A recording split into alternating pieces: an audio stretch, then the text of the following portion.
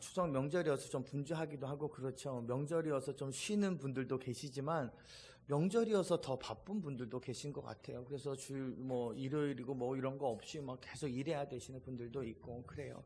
어쨌든 명절은 좋은 것 같아요. 오래간만에 가족들을 만나게 되고 고향에 내려가시는 분들도 계시고 부모님의 얼굴을 뵙기도 하고 그렇게 되죠. 즐거운 명절 잘 보내셨으면 좋겠어요. 우리가 지난주부터 요셉에 대한 이야기를 해오고 있어요. 앞으로도 한 12주, 3개월 정도는 계속 요셉 이야기만 하게 될 거예요.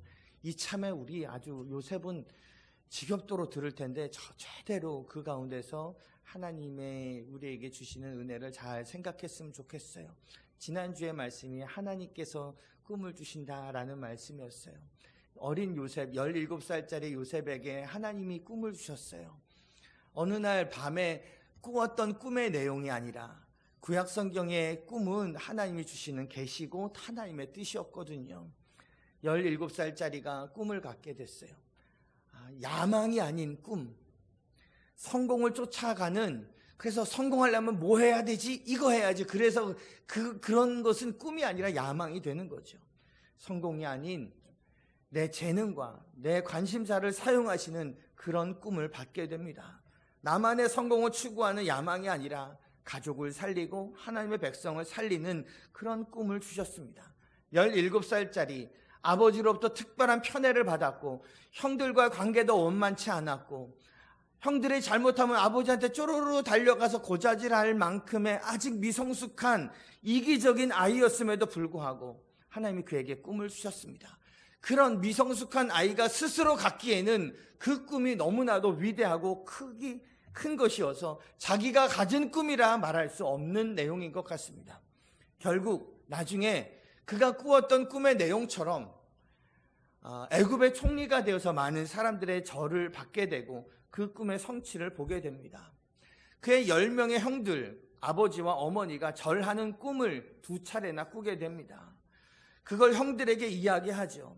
형들이 요셉을 편안하게 대하지 못했다라는 말씀이 우리가 지난주에 보았던 37장 1절서부터 그 11절 말씀까지 가운데 4절 말씀에 보면 편안하게 대할 수가 없었다는 거예요. 편안하게 말할 수가 없었다. 여러분, 이것은 저놈이 또 가서 고자질할 테니까 내가 마음이 불편하다, 이것도 있습니다만 원어의 뜻을 보면 샬롬이 없었다는 거예요.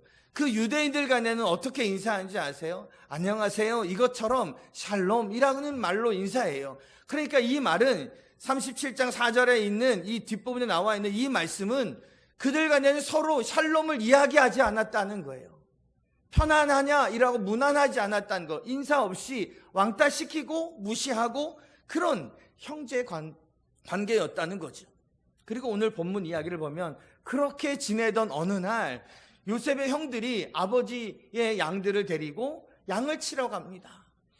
그들은 유목민이에요. 양을 치고 염소를 키우고 하는 것이 그들의 아주 주된 일입니다.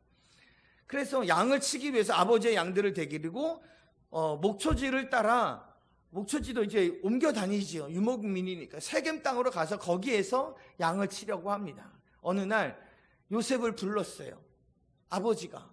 그래서 너의 형들이 저쪽에 나가서 지금 양을 치고 있으니까 가서 양은 잘 있는지 형들은 잘 있는지 가서 한번 보고 오라 그럽니다. 그러니까 아버지도 좀 뭔가 아는 것 같아요. 요셉은 왜 안 갔을까? 요셉은 왜 집에 안에 있고? 그러니까 편해였죠. 고생하는 건 니들 위에 10명이 하고 얘는 여기서 사랑받고 이렇게 채색옷 입고 곱게 길을 고자가만 했었던 것 같아요. 그래서 어쨌든 이 요셉을 세겜 땅에 보내요. 세겜 땅에 가서 두리번 거려요. 성경 말씀을 자세히 보면 이 요셉이 그 세겜 땅에서 방황했다 그랬어요. 그러다가 누군가를 만나요. 도움을 구하죠. 나 우리 형들 찾아봤는데 어디가 어딘지 잘 모르겠어요. 집에서 너무 곱게 컸으니까 그 세겜 땅에 가서 뭘 해야 될지 모르는 거죠. 그러고 와서 어떤 사람 통해서 도단이라고 하는 곳에 너의 형들이 갔다는 얘기를 듣고 도단으로 갑니다. 멀리서 형들이 요셉을 알아봅니다. 어떻게 알아볼까요? 채색 옷을 입고 갔거든요. 그 벌판과도 같은 곳에 색깔 있는 옷을 입고 튀는 여러 가지 색깔의 옷을 입고 가니까 멀리서도 딱 알아보게 됩니다. 그리고는 못될 마음을 품습니다. 야, 저 인간을 죽이고 싶다라는 마음을 갖게 돼요. 죽이려고 합니다. 그때 르우벤이라고 하는 첫 번째 형이 딱 하니 나타나서 얘기하는 거예요. 다른 형제들의 분위기가 막 저 요셉이 오는구나, 꿈꾸는 자가 오는도다, 그를 죽이겠다라고 하니까 르우벤이 나서서 야, 죽이지 말고, 원래는 형제들의 계획이 죽여서 그의 시신을 그 깊은 구덩이에다 던져놓고 그의 옷에다가 이 피를 발라서 그리고 가지고 가자, 뭐 이렇게 아버지한테 그렇게 이야기하자, 그런 계획을 세웠거든요. 근데 르우벤이 그러지 말고 그냥 거기다 넣어두자, 죽이고 늙지 말고 그냥 일단 넣어두자라고 이 형제들한테 이야기를 해요. 나중에 르우벤이 몰래 가서 이 요셉을 꺼내줘서 아버지 집에 돌려보내려고 하는 계획이 있었던 거죠. 어쨌든 그렇게 돼서 거기다 넣어주려고 했던 거예요. 그러다가 나중에 본문을 잘 보면 나와 있지는 않습니다만 르우벤이 없을 때에 이 형제들이 또 이 요셉을 죽이려고 해요. 지금 물이 없는 구덩이에 들어가 있죠. 그때 얘를 막 죽이려고 해요. 그때 또 한 명의 형이 등장해요. 그 형의 이름이 유다예요. 야, 우리가 저 인간 쟤 죽여서 무슨 유익을 보겠다고. 쟤는 그래도 우리의 혈육이고 우리의 친척 아니냐, 친족 아니냐, 그러니까 형제 아니냐, 그러니까 죽이지 말자라고 이야기를 하죠. 그러고 나서 그때 때마침 이 장사꾼이 지나가요. 이스마엘 사람들이 지나가요. 그래서 은 20개를 받고 그들에게 팔자라고 이야기를 해요. 그리고 그렇게 팝니다. 그 상인들은 애굽으로 내려가던 길이었거든요. 그리고 나서는 염소 피를 요셉이 입고 있었던 그 채색 옷에다가 묻힙니다. 그리고 아버지한테 갖고 가는 거예요. 그래서 뭐라 그래요? 이게 요셉이 죽었습니다, 이렇게 얘기도 안 해요. 이 옷이 아버지의 아들의 옷이 맞습니까? 맞지요. 그러니까 아버지는 막 슬피 웁니다. 겉으로는 또 이 형제들이 막 위로해요. 이제는 울지 마세요, 울지 마. 아마 그랬겠죠. 자기들이 팔아버렸음에도 불구하고. 그렇게 요셉은 애굽으로 다시 팔려가게 되고, 애굽에서 보디발이라고 하는 왕의 신하였던 친위 대장, 경호실장 정도쯤 되는 왕을 보호하는 그 대장의 집에 종으로 팔려가게 됩니다. 하나님이 꿈을 주셨습니다. 그래서 막 형들의 곡식단이 절을 하고 아버지와 해와 달과 별 11개의 별들이 다 절을 하는 그런 꿈을 꿉니다. 그러면 뭐예요? 그런다고 그 꿈이 금방 이루어지는 것이 아닙니다. 오늘 읽은 이 본문 말씀을 가만히 보면 뭐 때문에 이 형들이 죽이려 하고 또 이렇게 팔아버리는 일들이 왜 일어났을까요? 꿈 때문이었습니다. 그냥 꿈 안 꾸면 미움받지만 이렇게까지는 안 하지요. 그냥 집에서 저 미운 인간, 저 철없는 인간 이러면서 그냥 살 수는 있었을 텐데 꿈 때문에 당하는 큰 고난입니다. 형들의 미움은 그 이전에도 있었습니다. 아버지의 사랑받고 꿈 이야기를 했을 때도. 여러분, 이들의 형제는요, 오늘날 우리들의 형제와는 조금 다릅니다. 엄마가 넷입니다. 그러니까 배다른 형제여서 형이 한마디 딱 한다고 다 말을 듣고 뭐 이렇게 되는 그런 분위기는 아니더라는 거죠. 자기 형제를 종으로 파는 이 비극적인 일이 일어나게 됩니다. 정말 미웠나 봐요. 정말 미웠나 봐요. 그가 멀리서 요셉이 찾아오는 것을 보고 도단 땅의 한 광야 어딘가에서 꿈꾸는 자가 오는도다. 그를 죽여서 구덩이에 던지겠다. 너의 꿈이 어떻게 되나 보자. 곡식단이 절을 하고 하늘의 해와 달과 별이 너한테 절을 한다고? 야, 그 꿈이 어떻게 되나 보자. 내가 너를 죽여서 구덩이에 던지겠다. 그의 형들이 이런 이야기를 했던 거죠. 왜 이렇게 미웠을까요? 왜 이렇게 죽이고 싶을 만큼 미웠을까요? 여기서 말하는 그 꿈이 어젯밤에 꿨던 그런 꿈의 하나의 내용이 아니라는 거예요. 아까도 잠깐 이야기했습니다만 구약에서의 꿈은 하나님의 계시입니다. 하나님이 주시는 거예요. 그것도 2번이나 겹쳐서 꾼 것을 보면 확실하다는 것을 보여줍니다. 요셉의 이 꿈은 결국 하나님이 요셉을 선택하셨다는 것을 의미하는 것입니다. 아브라함도 꿈을 꾸었습니다. 그의 아들 이삭도, 그의 아들 야곱도, 그리고 그의 아들 요셉도 꿈을 꾸게 됩니다. 이것은 그들을 하나님이 선택하셨다는 것을 보여주는 아주 확실한 사건이 되는 거죠. 하나님이 요셉을 선택하셨다. 이것을 요셉의 형들이 몰랐을까요? 요셉이 이토록 화가 나고 이토록 요셉이 미워지는 것은 어떤 이유였을까요? 요셉의 꿈 이야기를 들으면서 아마 그의 형들도 직감을 했을 겁니다. 그래서 요셉이 미웠던 겁니다. 아버지가 요셉만 편애하는 것도 속상하고 그에게 특별한 옷을 입힌고 그에게는 아무런 일도 안 시키는 것이 너무나도 상처가 되고 마음이 아픈데 이제는 하나님도 요셉만을 선택하시는가 하는 것이 요셉이 꾸었던 그 꿈이 너무나도 미웠고 요셉이 가졌던 그 소명이 너무나도 불편했던 겁니다. 하나님까지 요셉을 선택하셨다는 게 기분 나빴던 거죠.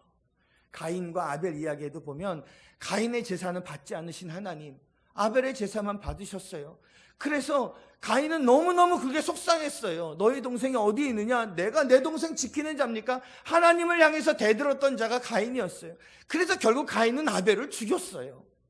지금도 아마 형제들이 르우벤이나 유다가 없었다면 이 형제들이 합심해가지고 요셉을 죽였을지도 몰라요. 근데 르우벤과 유다 덕분에 그래도 죽지 않고 애굽으로 팔려갔던 거죠. 형들의 이 분노의 그 궁극적인 이유는 뭘까요? 꿈이 주어지는 그 대상을 선택하시는 하나님의 선택이 불공평하다는 겁니다. 왜 요셉만인데요? 왜 요셉만 꿈을 주시는지 그 순서가 불공평하다는 겁니다. 요셉 11번째입니다.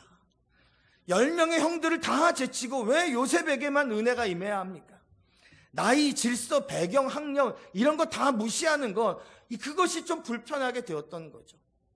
요셉은 특히 눈치도 없어서 형들 잘못하면 아버지한테 가서 쪼르르 가서 이야기하는 이 인격적으로도 미성숙한 자였습니다. 그런데 그를 선택한 하나님의 그 선택이 불공평하다는 겁니다. 그래서 분노하는 겁니다. 하나님은 상식을 뛰어넘으시는 분이십니다. 그의 아버지 야곱을 선택하실 때도 그랬던 것 같습니다. 야곱에게는 형이 있었습니다. 장자는 에서입니다. 그런데 에서를 제쳐놓고 사기꾼 같았던 야곱을 선택하셔서 야곱에게 복을 주셨습니다. 결국 꿈이 미움을 받는다는 것은 하나님의 선택이 내가 생각하는 노력대로, 내가 생각하는 자격대로 주어지지 않는다. 하나님의 선택이 불공평하다라고 생각하기 때문이라는 것입니다. 피터 셰퍼라고 하는 사람이 쓴 아마데우스라고 하는 희곡이 있습니다. 여러분 우리가 이것도 많이 알고 있어요. 모차르트와 살리에르의 살리에르 또는 살리에리라고 불려지는 당시의 유명한 궁중음악가와의 관계에 대해서 실화를 바탕으로 쓴 이 희곡이 있어요. 어느 날 이 살리에르가 모차르트가 썼던 그 악보를 하나 보게 됩니다. 천방지축이고 막 어디로 튈지 모르는 이 어린 아이 같은 이 모차르트가 누가 봐도 지운 흔적이 하나도 없고 누가 봐도 한 방에 주르륵 써내려갔던 수정한 흔적이 없는 악보를 보고 깜짝 놀랍니다. 뭐 하나 틀린 데가 없는 쉼표 하나, 마침표 하나, 음표 하나 정말로 너무나도 완벽한 악보를 하나 보게 됩니다. 그걸 보고 큰 자괴감이 들었어요. 그리고 그날 밤 자신의 침대에서 하나님께 하는 대사가 있습니다. 그 글에 보면 이렇게 되어 있어요. 한번 들어보세요. 오늘 밤 어느 여인숙에 있을 깔깔거리며 웃기 잘하는 그 아이가 당구 치면서 대충 쓴 악보들은 내가 가장 잘 쓴 작품들을 낙서로 만들어 버렸습니다. 저는 오늘까지 이웃을 구제하고 덕을 추구하며 땀 흘려 당신께서 주신 재능을 개발했습니다. 그런 저의 보상은 저 모차르트를 알아보는 이 시대의 유일한 사람이 되는 것 뿐이었습니다. 오늘 이 시간부터 당신과 나는 적이 올시다. 이것이 살리에르의 고백이었어요. 여러분 이 심정이 이해가 되십니까? 노력도 안 하고 미성숙한 자가 어떻게 나같이 최선을 다하고 노력한 자보다 더 탁월할 수가 있느냐? 더 잘 될 수가 있느냐? 이것이 살리에르의 마음이었고 또한 요셉의 형들의 마음이었던 것입니다. 하나님이 불공평하게 은혜를 베푸셔서 나를 초라하게 만들었다는 거죠. 그래서 꿈을 공격하고 그 사람의 소명을 공격하는 것입니다. 살리에르가 하나님께 그래서 대들었던 것입니다. 가인이 아벨에게 대해서 질투하고 시기해서 하나님께 내가 내 동생 지키는 자입니까? 라고 말했던 겁니다. 사울도 다윗을 시기해서 하나님께 등을 돌렸던 것입니다. 여러분, 요셉의 형들처럼 불공평하다고 외치는 자들이 가득한 세상에서 우리가 살아갑니다. 이 세상에서 이 하나님이 주신 꿈을 꾸고 그 꿈 사랑하고 그 꿈 가꾸어 가고 이루어가는 길은 결코 박수받는 평안한 길이 아니라는 것을 우리가 잊지 말아야 합니다. 내가 은혜 받고 간증하고 주님이 내게 재능과 꿈을 주셨다고 고백하면서 열정을 다해 살아가면, 주를 섬기고 살아가면 박수만 받을 것 같습니까? 아닙니다. 그렇지 않습니다. 다시 모차르트 이야기를 해보면, 모차르트는 그의 고향 짤츠부르크에서 인정받지 못했습니다. 그의 아내는 그를 배신했고 경제적인 어려움 가운데 살다가 절망 가운데에 35살 젊은 나이에 목숨을 거두고 맙니다. 천재였던 모차르트, 당대의 최고의 재능을 가진 자, 그 당대에 사람들이 그의 음악을 잘 인정했느냐? 그렇지 않았다는 것입니다. 그림을 그릴 때에도 반 고흐라는 유명한 화가가 있지요. 오늘날 이 사람의 그림 한 점이면 수십억, 수백억을 한다 그럽니다. 그런데 당시에는요, 그 사람이 그림을 그릴 당시에는 동생의 도움이 없으면 살 수 없을 만큼 근근히 살아가는 그런 화가에 지나지 않았다는 것입니다. 하나님이 주신 재능, 하나님이 주신 꿈, 그것 가지고 열정을 가지고 살아가면 이 세상이 다 나를 인정하고 이 세상이 다 나를 돕고 나를 격려하고 나를 다 부러워할까요? 그렇지 않다는 것입니다. 바울이라고 하는 사람 역시 하나님으로부터 특별한 소명을 받은 사람이었습니다.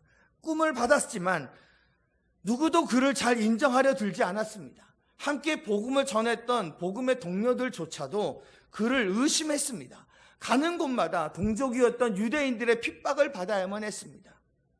세상이 그를 잘 알아주지 않았던 것입니다.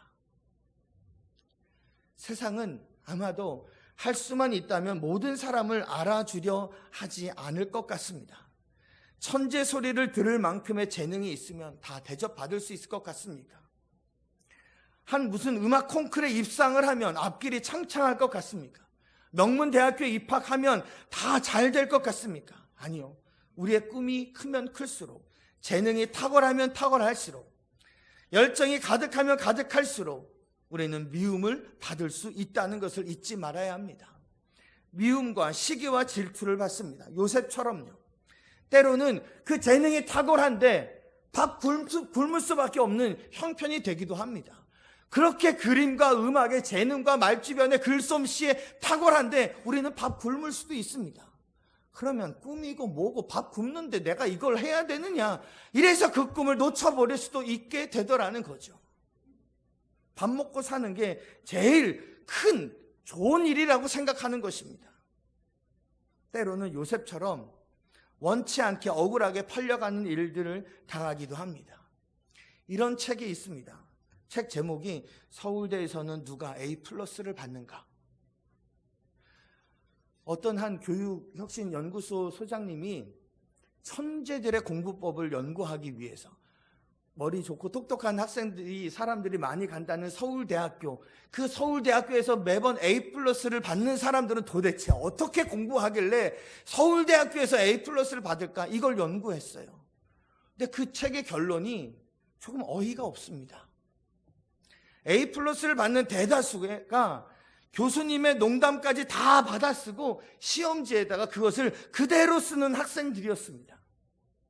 그런 학생들에게 A+를 주는 선생님이었던 거죠. 세상은 튀는 것 못 견뎌 합니다.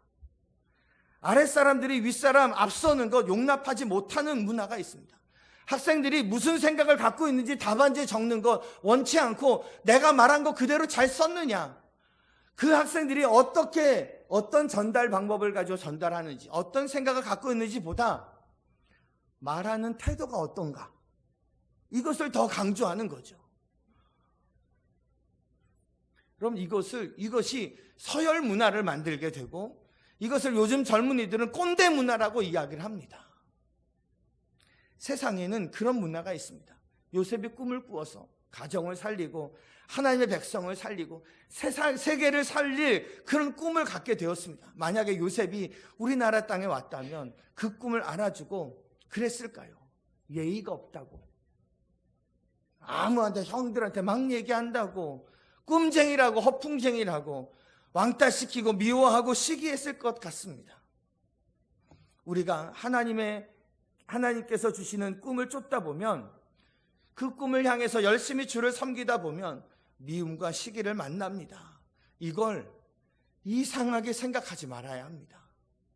하나님이 주신 꿈인데 그 꿈 향해서 나아가는데 왜 이렇게 잘 안 되지? 아닌가 봐. 그러지 말아야 합니다. 어려움만 오면 아닌가 봐. 그만둬야 되나 봐. 먹고 살 수가 없어. 그래서 그 꿈을 내려놓으려 자꾸만 합니다. 아니요, 그러면 안 됩니다. 좌절하지 말고 이상하게 여기지 말고 나아가야 됩니다. 결코 하나님의 꿈을 막지 못합니다. 요셉의 형들이 그러죠. 네 꿈 어떻게 되나 보자. 내가 너를 죽여 웅덩이에 던져버릴 것이야. 네가 꿈을 말했지. 네 꿈이 어떻게 되나 보자. 그 꿈을 향해 협박을 하고 미워하고 시기하여도 그 미움은 요셉의 꿈을 파괴하지 못했습니다. 오히려 디딤돌이 되었습니다. 만약에 요셉을 그 사람들에게 종으로 팔지 않았다면 요셉은 언제 애굽에 갔을까요? 애굽은 구경도 못했을 겁니다.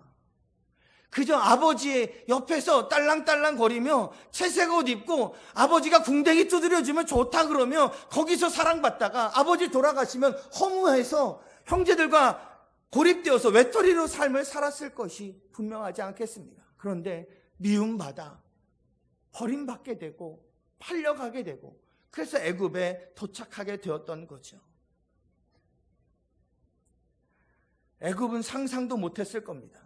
사울의 시기와 미움이 있었기에 다윗이 하나님이 주신 꿈을 가질 수 있었던 겁니다. 사울이 아무리 시기하고 미워했다 한들 다윗을 향한 하나님의 꿈이 파괴되지 않았던 겁니다. 오히려 다윗이 사울을 피해서 도망다니면서 그의 인격적인 그릇이 잘 준비될 수 있는 시간을 가졌던 거죠. 예수님도 미움받았습니다. 특히 당시의 종교 지도자들에게 미움받았습니다. 그래서 예수님 죽었습니다. 십자가에 못 박여 죽을 만큼 미워했습니다. 그래서 예수님의 꿈이 무너졌습니까? 아니요. 온 인류의 구원자가 되셨던 겁니다. 하나님이 주시는 꿈을 가진 자에게는 미움과 시기는 디딤돌이 될 수 있습니다. 절망하지 말고 포기하지 말아야 합니다.